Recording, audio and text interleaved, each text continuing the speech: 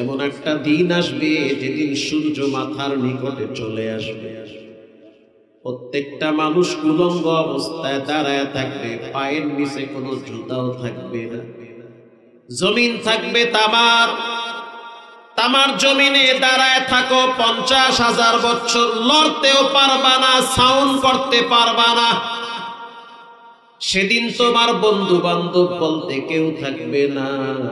কেউ যদি ফজরের টাইমে মসজিদে যায়, আবার এশারের টাইমে টাইম মতো মসজিদে গিয়ে হাজিরা দেয়, আল্লাহর রাসূল বলেন সে যেন অপেক্ষায় থাকে, তার রব তার জন্য জান্নাতে দস্তরখানা বিছায়া রাখছে।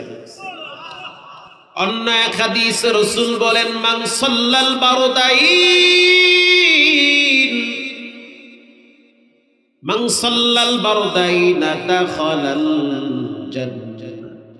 ওরে উম্মত শুনে না, হাজারো মুসিবতের মধ্যে থাকলো কিন্তু ফজর সাইরা দিও না, কারণ এমন একটা দিন আসবে লম্বা টাইম একাই থাকা লাগবে কবরে। মুসলিম শরীফের হাদিস, রাসূল বলেছেন 40,000 বছর মাটির নিচে থাকা লাগবে। প্রিয় ভাইরা আমার, হাদি কবরে চলে গেল, দুনিয়া থেকে ক্লোজ হয়ে গেল, আখিরাতের সফর শুরু হয়ে গেল। তার কার্যক্রম সবই চলবে, মাগার সে থাকবে না, তার হিসাব এখন সে দিতে থাকবে। কবরে থাকা লাগবে 40,000 বছর। যুবক, হাসরের ময়দানে থাকা লাগবে 50,000 বছর। আমি বলি নাই, রব বলেছে। আল্লাহ বলেন কানা মিকদারুহু 50,000 সানাতিন মিম্মা তাউদ্দুন। প্রত্যেকটা মানুষকে বিচারের ময়দানে 50,000 বছর দাঁড়ায় থাকা লাগবে উলঙ্গ অবস্থায়। শীত লাগলে কম্বল গায়ে দেন, চাদর গায়ে দেন। গরম লাগলে পাখা দিয়া বাতাস করা হয়।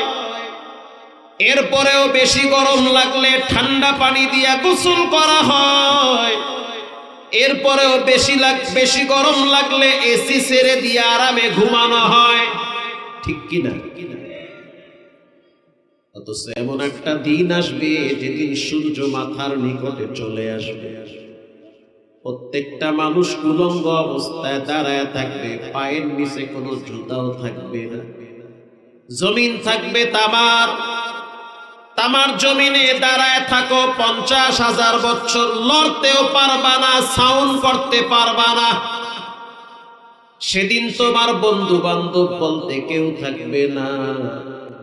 নবীজি বলেন যারা ফজর পড়ে, যারা এশা পড়ে, ওই বিচারের ময়দানে তাদের সময়টা মনে হবে জোহর থেকে আসর পর্যন্ত।